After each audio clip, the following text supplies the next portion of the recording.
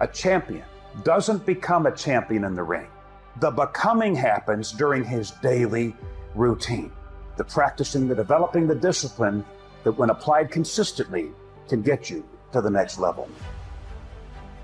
When you live like this, when you get up early, when you go the extra mile, when you have painstaking attention to detail, when you live like this, when you devote yourself to your craft, when there's a sparkle in your eye to change the world and live your heroic potential, you'll be called a freak, an oddball, a misfit.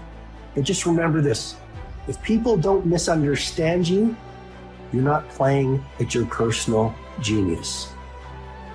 Take your seed, take your gift. Get away from these people that's in your life that ain't doing nothing. Get away from people in your life that's hating. Get away from your family members that ain't ever opened a business. Get away from them. Don't die with this gift and don't never use it. All of y'all got this wonderful gift, but you gotta use it. Where are the warriors that say, I'm gonna make a decision and I'm keeping it? And regardless of how you feel about it, it doesn't matter if the world is crumbling or down around you. Just do the thing every single day, whether you feel like it or not. You've got to fix your strategy. If you've been doing what you've been doing for 5 years and it's not working, it doesn't mean you need to give up your idea. You might need to give up your strategy. Your strategy of accomplishment has to change with the times. The person who wants what you have is a person who sees what you have as an answer to their problem. People will go get answers. They are not looking for problems. What do you solve with what you bring? And you don't have to have a degree to do this. You should go and live your dream. Just go see. Your real life is not in your current situation. Your real life is not in your paycheck. Your real life, he tucks it away in your imagination. Everything you imagine is a preview to a coming attraction. Once you understand that and quit looking at your imagination as hocus pocus, it opens up a wide range of things and possibilities. That simply means everything that's in your imagination is a preview of a coming attraction that God has for you. That's why when you tell your imagination to the wrong people, it don't go nowhere.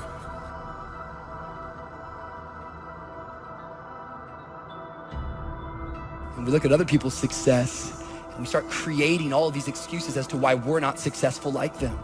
Whenever you live insecure, you will speak like a victim.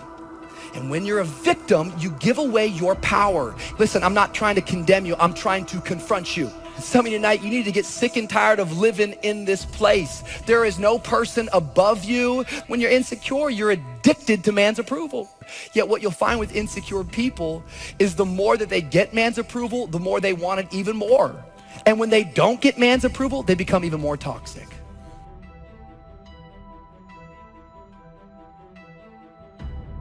Habits are the building blocks of our lives. It's what you can do every single day that matters more than anything. Devote yourself to something bigger. Be decisive about what you're going to do. Say, I'm going to do it, and that's it. And then be disciplined about getting it done every single day, whether you feel like it or not.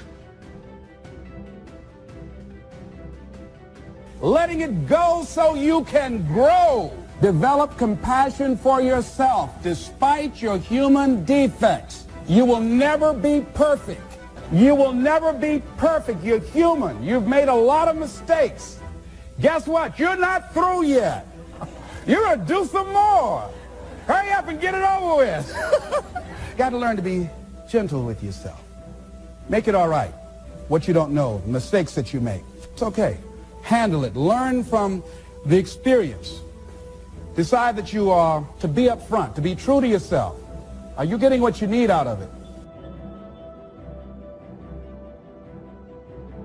Are the things that you're doing and the people that you're hanging out with and the places and the circles that you're traveling in, does that reflect a person that actually loves themselves? You know that they don't like you. You know what they're saying about you behind your back. You know they're jealous and envious of who you are and the things that you got going on in your life and your career.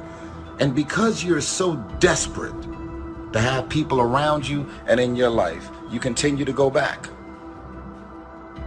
A person who has purpose in their life, they have something to go for, some meaning.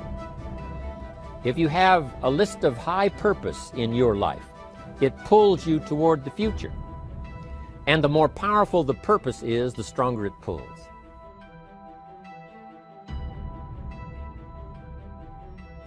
If you are looking to any human being to meet all your needs, you're going to be severely disappointed, because nobody can do that. Only God can meet all your needs.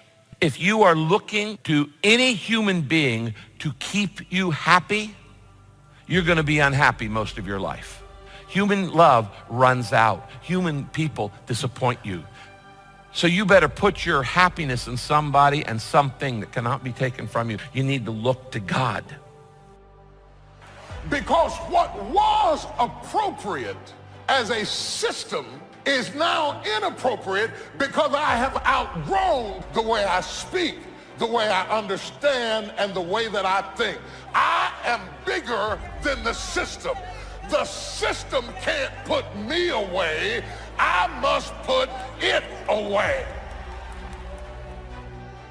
This idea that we see other people above us, but when we look at ourselves, we're beneath, we're lower than. Nothing will hold you back more than insecurity. Insecurity kills more dreams than failure ever will. Some of you are like, I'm a failure. I don't have any dreams. You're lying to yourself. You didn't even try. If you don't have these strong purposes for the future, it's easy to get swallowed by a bad day. So if you want something to pull you through all kinds of challenges, all kinds of difficulties, and things that come at you, you got to have something on out there, beyond today, that pulls you into the future. And the clearer it is, the stronger it pulls. The more dynamic it is, the more it affects your life, your spirit, your heart, your soul. And if you have good input, like good ideas, I'm telling you, there isn't anything you can't accomplish. That is purpose. See, all of us have greatness within us. But when you don't come to grips with your greatness, I'm saying that you're positioning yourself to be a miserable person. How else do we do it? Procrastination. We just put things off over and over and over again. Why? Because we haven't accepted it. We don't feel deserving. So we sabotage ourselves by not ever taking care of business. We get real busy doing a lot of things where we don't have any time. And if you will allow anyone, any voice on the inside to talk you out of this moment, you will forfeit it and be stuck washing your nets when there's a great drought of fish waiting you, if you have the courage to believe. I become confident when I get the right view of other people and I get the right view of myself. It's amazing, right? You ever notice that arrogance requires advertising, but confidence speaks for itself? Insecurity, cynicism, and arrogance, they're all loud, but confidence doesn't even have to speak. Where does self-confidence come from? Self-confidence really comes from feeling good about yourself. And one of the best ways to feel good about yourself is at the end of the day to know that you poured it on. You did your best. At the end of the day, when you've really poured it on and you've done all the stuff, self-confidence grows. That self-confidence affects your health, it affects your future, it affects your psyche. Self-confidence comes from the lack of neglect. Self-confidence means willingness to do whatever it takes to achieve. That starts to develop unbelievable self-confidence.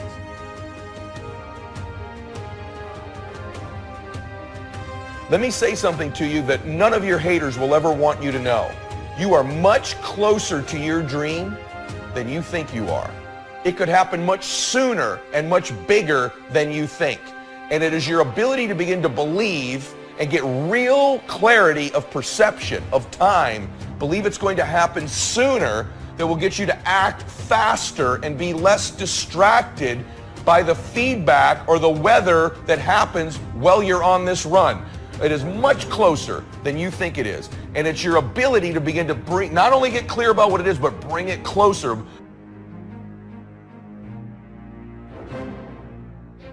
Self-confidence also comes from the ability to rise above your circumstances, to rise above what happens, the petty little things, the discouraging things that would sink everyone else's ship except yours.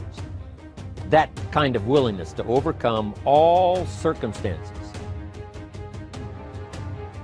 Why spend the rest of your life being miserable, frustrated, and insecure, not really feeling as good as you have a responsibility to feel?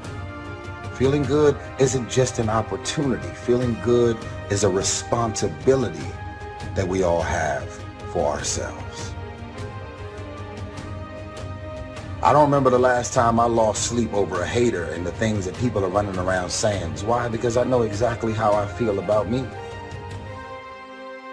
These haters out there, they exist, believe me. I have them all over the place. I've had them all my life. Some of the haters in your life are the best at trying to pretend to be concerned, aren't they? They're pretending to give you feedback only to lead you in the wrong direction so you lose. And so the real haters know how to pose as critic. And so it's your ability to distinguish between these two people that's going to have everything to do with whether you succeed. Keeping the haters in your life around you and letting their feedback and criticism affect you in a negative way could steal your dream. And they are dream stealers every single time. I know what's happening. I know who I am. I know what my intentions are. I know my heart. And more importantly, God knows my heart. So for it to appear to be this, appear to be that, and then you running around saying whatever you're saying about me, that's fine. You have a job to do. You're bored. You have nothing going on in your life, so you're focused on my life. Confidence has to do with inspiring trust, which you can only do by having faith in other people. Confidence enables you to walk into a room full of strangers and converse with anyone without fear. It makes the strangers in that room think, here is someone I not only can talk to, here's someone I want to talk to. An ill-at-ease person makes everyone around him ill at ease. Feeling right makes others feel right, and they in turn give back what's inside them, the very confidence that you give out. Because when you can start saying yes to loving yourself, you start to realize just how far you're able to go. And I wish people knew that the ability to succeed, it's all inside of you. And I hope and pray that for all of you, at some time in your life, you'll realize that the best version of yourself is so beautiful and so amazing. And yes, people may not accept you all the time and they may hurt you, but I don't want you to keep that in, because you were meant to be a certain type of person. And there's somebody out there in this world who needs to see you for who you are. I don't care how pretty you look on the outside. I don't care how much you dress it up. I don't care what kind of makeup you put on it. Insecurity on the inside is one of the ugliest traits that you could ever walk out. It's just not who you're called to be. There's so much more in store for you. Well, I'm going to be selfish and take care of myself more, which I haven't for a decade. I'm going to tell you what, you owe it to yourself, everybody. Right. Whether you've been wounded or not, right, wherever you are in life, because the fact of what you just said, you got to remember this. If you don't take care of yourself, you can't take care of the other people around you. Right. It's confidence that makes people want to believe what you say to them, want to accept you as you present yourself. So confidence is not some little thing. It's a powerful force that can grow in power and flourish. If you don't care at all about pleasing other people, if you're only living for yourself, you're a narcissist. So there's nothing wrong with wanting the approval of other people. But like all of God's good gifts, what is a good thing in your life, a legitimate need, can be misused. You have a need for food in your life, it can be misused. Everybody agree with that? Everything that God gave us as gifts actually can be misused if we don't handle it correctly. How do I learn to believe in myself so that others will believe in me too? A truly confident person's belief in himself is strong enough so that he's able to believe in others. Conversely, distrust in yourself breeds distrust in everyone you meet. A confident person gives you confidence. She creates confidence in others. The strength of her character makes you a stronger character. If you keep doing what you've been doing, you're going to keep getting what you've been getting. If somebody who had come from the bottom and got to this position I'm in told me that this is the way I would try it, if I was you, I would try that. I bet you it'll work, though.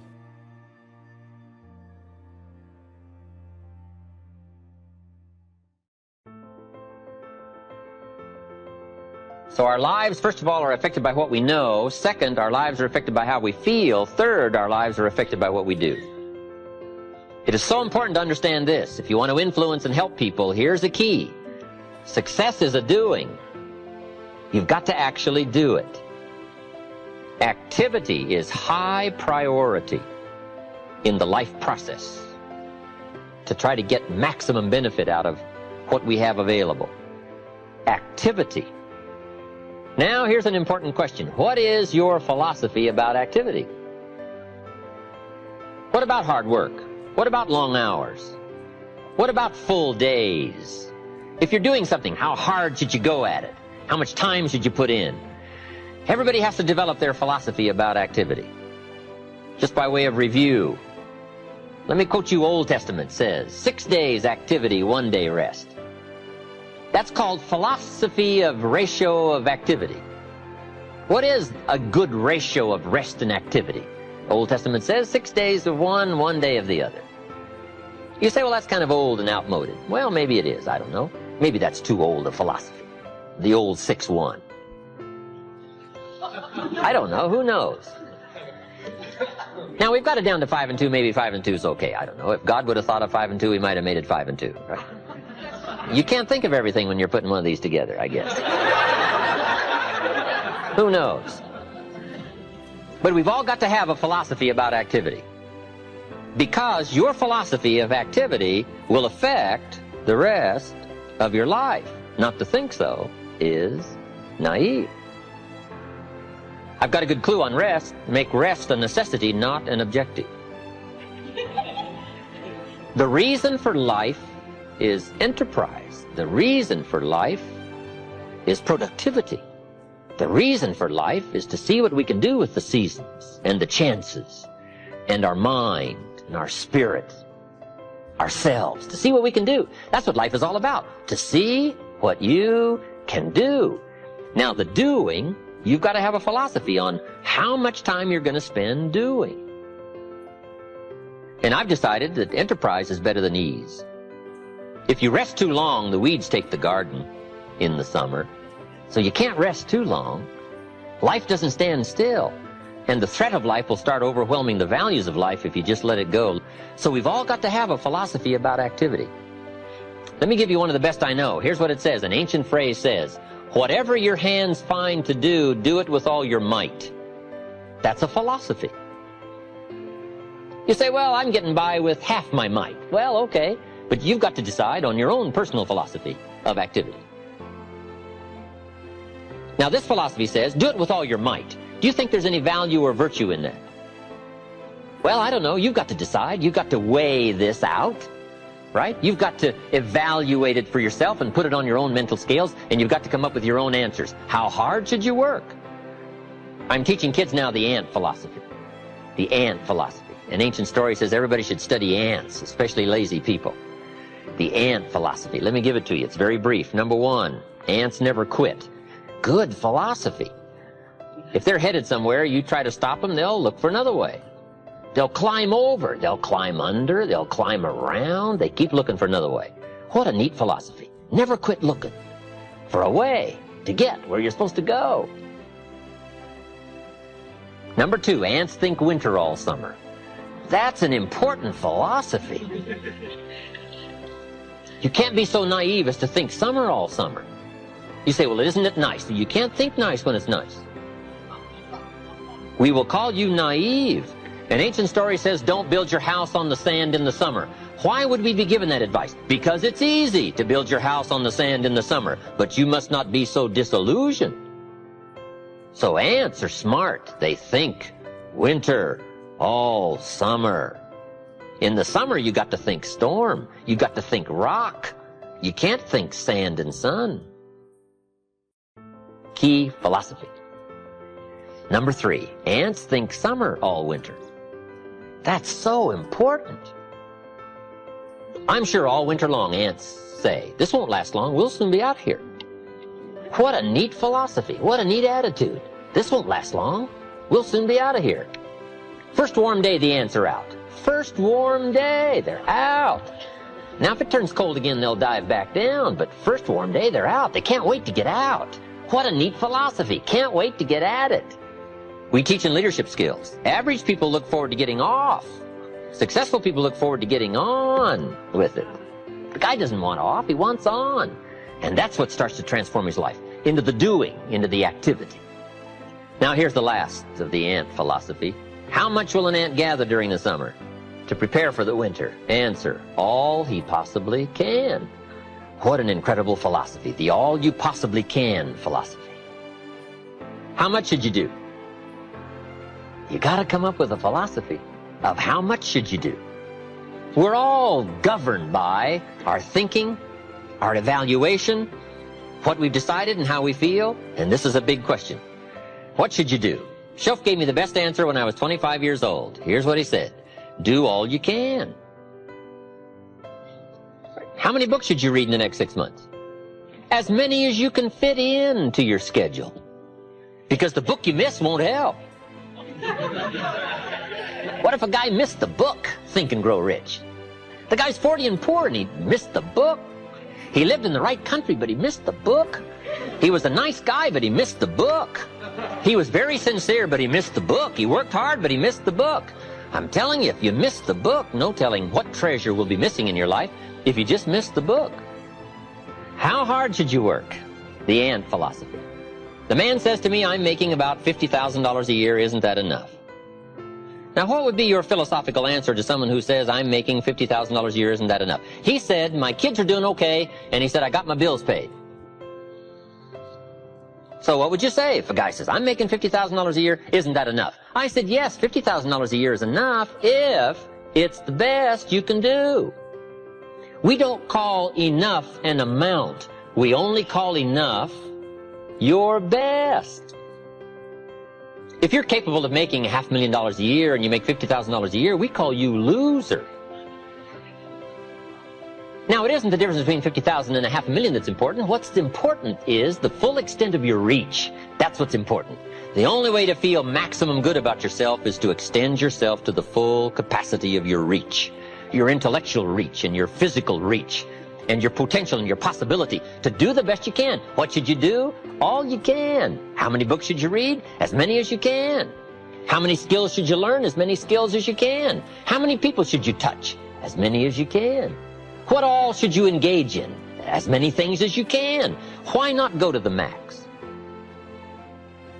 I've got a good question for you. How tall will a tree grow? As tall as it can.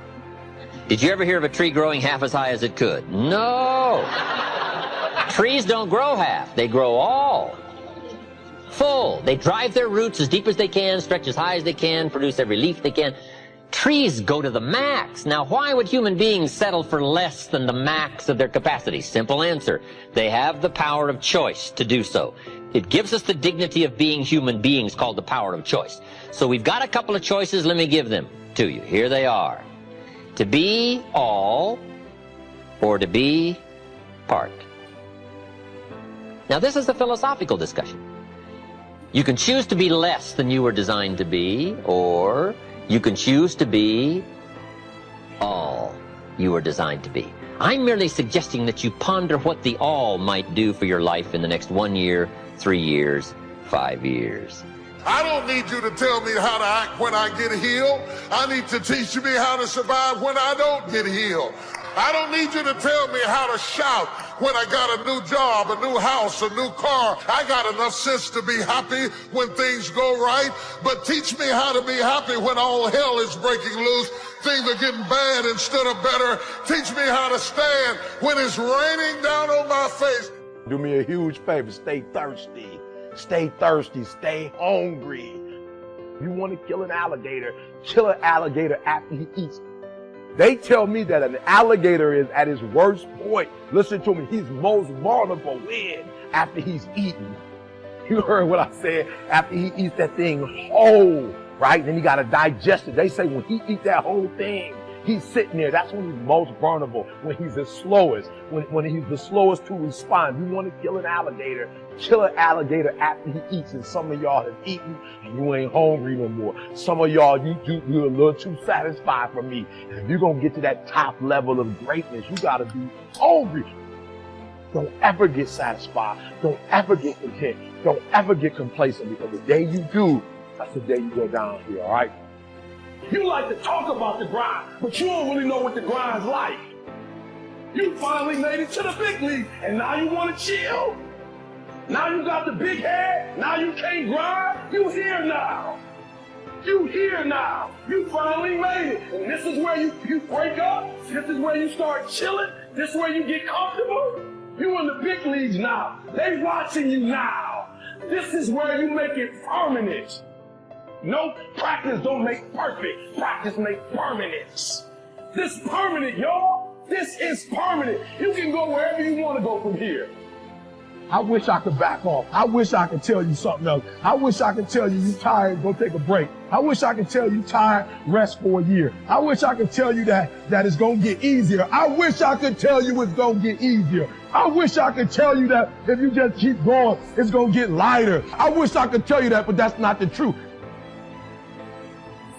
The truth is, you got to find something within. You got to find something within, and that's got to push you, and that's got to elevate you, and that's got to drive you, and that's got to move you. And when you find out what your why is, and your why got to be deeper than you, when you find your why, you find a way to make it happen. What you cannot do is you cannot quit during the process. You cannot give up. Champions keep going when they don't have anything left in their tank, when they don't have no more. When it's over, when they're tired, when they're frustrated, that's when they get started. So let me just say this to you. If it was easy, boo, everybody would be a national champion. Everybody would be a millionaire or a billionaire. Everybody's company would blow up. Everybody would get a 4-year degree, a master's degree. Everybody would have a medical degree or a PhD or a law degree if it was easy, but it ain't. You don't have to be talented. You don't have to be gifted. You don't have to be the quickest, the strongest. You don't have to be the most intelligent. You just got to grind, though. Your grind.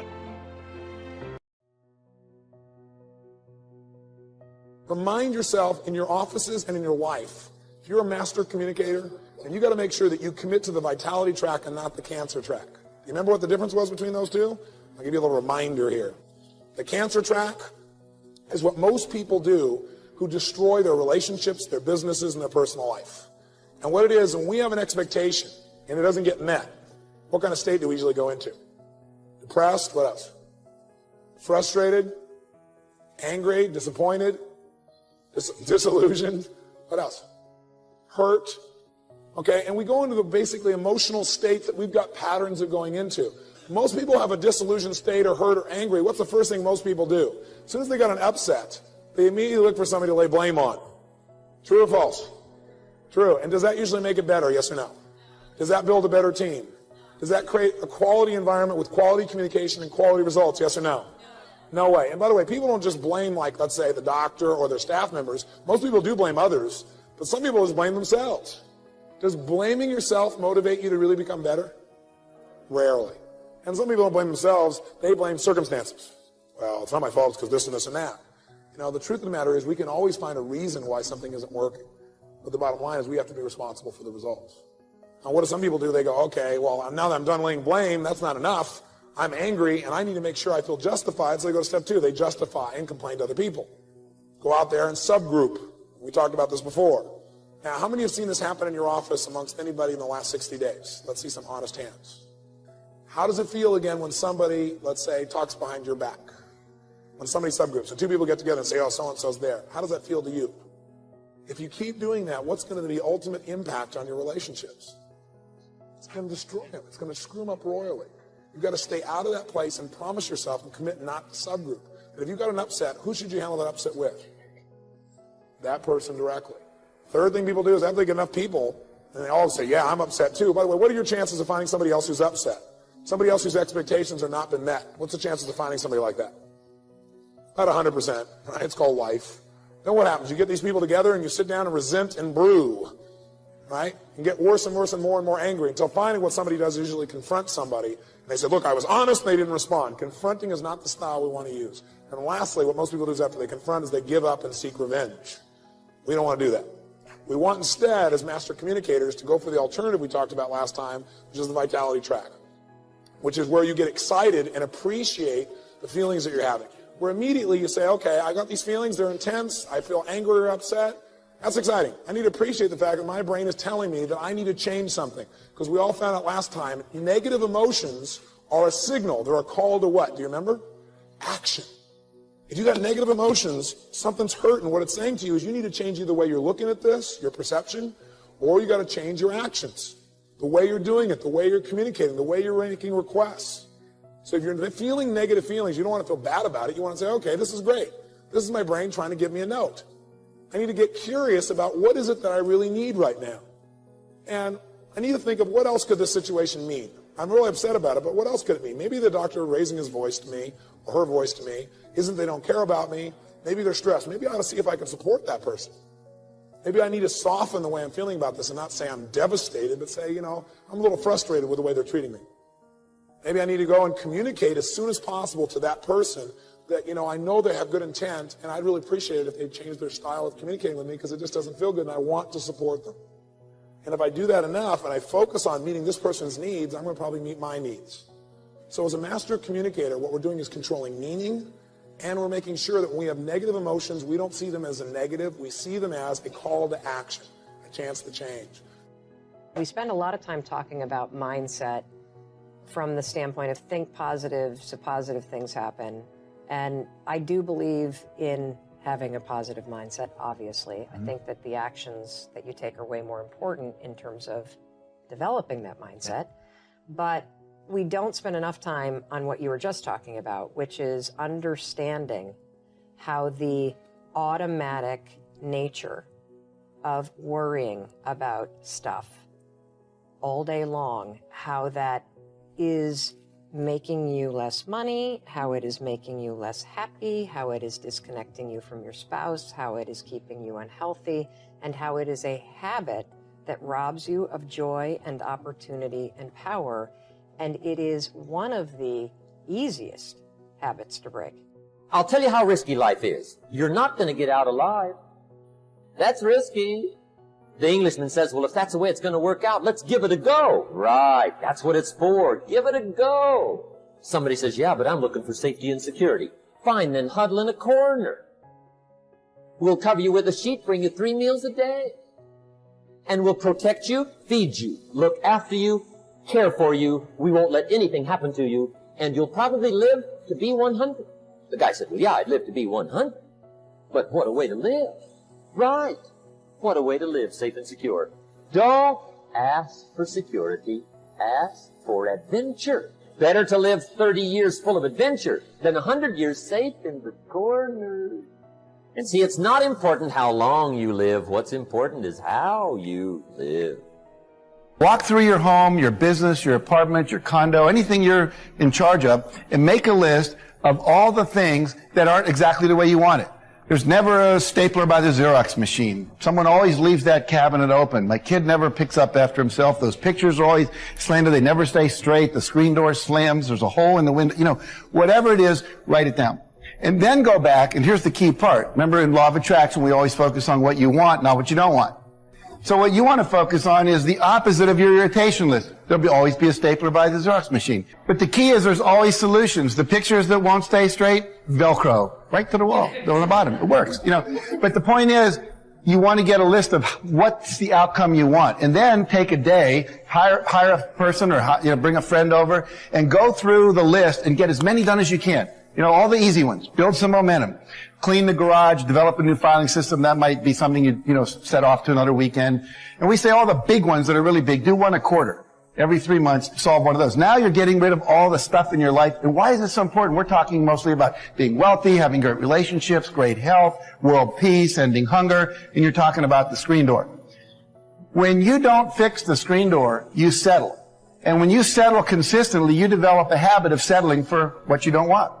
And most people go through life in resignation. They've resigned themselves to not having it the way they want it. The key to unlock the door to success, the key is called questions.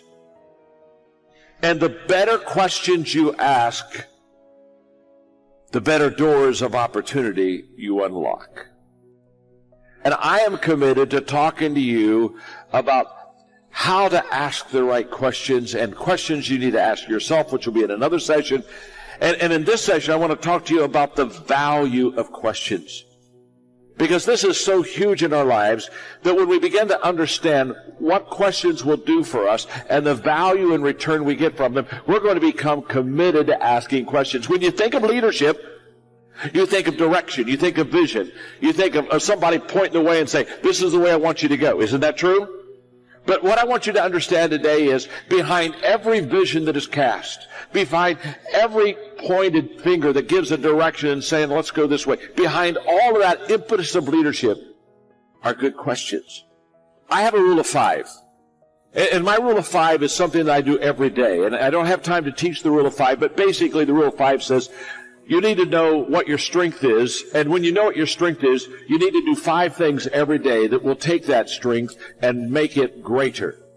And in my rule of 5, one of my things I do every day is every day I ask questions. The person that gets to ask the most questions and the person that gets to ask the best questions is the person that always wins. Because can I tell you something? I've never learned anything when I was giving direction, but I've learned everything when I ask questions. So let's talk about it. The first value of questions, I'm so excited about this. The first value of questions is this. You only get answers to questions you ask. You only get answers to questions you ask. If you don't ask the question, guess what? You don't get the answer. And I learned a long time ago, it's better to look uninformed than to be uninformed. I've watched people all the time. They want to look good, so they're afraid, well, this question is this may be a stupid question. This may be a foolish question. I wonder if I ask that question, what are the rest of them going to think about? What are they going to know? Are they going to know that I don't know something? How many of you have ever thought of a question you really wanted to ask, but you thought maybe it was a stupid question, and so you didn't ask it? Would you raise your hands? It's like your life doesn't end up in an accident. Your life is a series of actions that you initiate or don't initiate. And that your thoughts are going to control that roadmap. And so how are you using your mind today to either make yourself feel great or not? I posted on Instagram this morning. I said, listen, your destiny is ultimately controlled by a decision you already made this morning. Everyone watching this already made a decision this morning. This morning, they made it a life-changing, huge decision this morning. And that is either I'm going to get up, enter the world with no intention, go through the motions to hopefully get by or survive, or I am going to get clear in this morning about what I want, what I'm going after, who I'm going to be, how I'm going to serve, and whether or not I'm going to be excellent and extraordinary or not. And the problem is most people never make that conscious decision. So I was learning early on, make the conscious decision about who you want to be each day, stay congruent with that. And that was, for me, a kid who's just going through the motions, all of a sudden going, oh, who do I want to be? What do I want my relationships to be like? That was really important. And then I started setting personal challenges every month. At the beginning of each month, I do this whole thing where I holistically evaluate my life, first of every month. And it's like these 10 different categories of my life, from emotional to relational to financial to, career, mission, objectives, all these things. I go down that on the first of the month, just kind of a holistic viewpoint of my life. And then I set a personal challenge and a professional challenge. And I do that every month. Every Sunday, I revisit my progress. Every Sunday. For 23 years. So it's not like I'm just, one day ended up in a happy life. It was like that level of self-evaluation that most people avoid until their birthday or New Year's. I do it every Sunday and every first of the month. And I don't ever miss. And I think that has helped me kind of know what my thing is. Because I don't think I'm super special. It's like, what I help people do, and this is chapter 1 of High Performance Habits, right? Seek clarity. The only reason I get to work with all these people you mentioned is because they're at a new level in their life where they're going, what is it now for me? And I help them kind of figure that out. What is it now for you about how you want to define yourself? What types of relationships you want and how deep you want to go? What is it that you want to develop as skill sets? And what is the specific service you want to provide? And I just work them through that because I've been working through that myself. Here's what you can do with the upcoming winters of your life. The long ones, the short ones, the easy ones, the more difficult ones. Here's what you can do. Get wiser and stronger and better. Just make a list of that trio of good words. Wiser, stronger, and better. Could challenge for yourself the upcoming winters of your life. Don't you think you could read more? Pick up the scenario, pick up the books, pick up the cassettes. So I would put some stuff on cassettes so you can listen to it, put it in books so you can read it. Now putting it on video so you can see it. I'm telling you, anybody that wants to can get wise. Next is stronger. Anybody can get stronger. If you're willing to do the push-ups, you can get stronger. If you're willing to put yourself through the paces, you can get stronger. Can you develop stronger skills? And the answer is yes. Start practicing, practicing, practicing. And you can get stronger. Can you get stronger in handling life situations? Of course. But you got to go to work on yourself. You can't blame out there wishing it was easier. Wish you were stronger. Here's the last one. Get better. Anybody can get better. Language, we can all get better. I've been lecturing now for 33 years, and I'm telling you, today versus 33 years ago, I'm better. First time I gave a talk, I stood up, my mind sat back down. I mean, I've been through that whole deal. Opened my mouth, nothing came out for a while. My knees are banging together, the sweat's pouring off my face, I'm shaking like a leaf. It's called terror, in case you haven't tried it. Those first attempts. But I'm telling you, I got through it, and I did it again, and I got through it, and I did it again, and I got through it. Now, of course, I can lecture for a few hours in one day. Anybody can get better. Develop skills. Handle the upcoming winters. Don't wish away the winters. It's called naive. Wish for the skills. Wish for the strength. Here's the second major lesson in life to learn. Learn how to take advantage of the spring. Uniquely enough, spring follows winter. And pray tell how often? 6,500 times. I mean, those are good odds. I'd gamble on it one more time. I mean, those are good odds. Every time. You can't beat those odds. Spring is called opportunity. Another day is called opportunity. Days follow nights. How about that? And how often? Every day. But now here's what we must learn to do with opportunity. Underline 2 strategic words in that sentence. Take advantage. Just because spring comes is no sign you're going to look good in the fall. You've got to take advantage of it. You've got to do something with it. Read every book you can on what to do with your springs. What to do with your opportunities. What to do with your days. What to do with your chances. Don't miss the educational process. Don't miss the process of learning. Understand, opportunity keeps coming, but the key is taking advantage, taking advantage. Everybody in this room's got to learn to do one of two things. Plant in the spring or beg in the fall. And it doesn't mean you can't become a sophisticated beggar, but you don't need the reputation. Learn to plant in the spring, take advantage. And there's an urgency here on springtime because there's just a few springs, handful of springs offered to each of us. Take advantage swiftly, quickly. Don't just let the time pass. The Beatles wrote, life is very short. And for John Lennon, it was extra short. For Michael Landon, it was extra short. But life is short. At the longest, it's short. So don't just let the springs pass. Take advantage. Seize the day. Seize the moment. Seize the opportunity.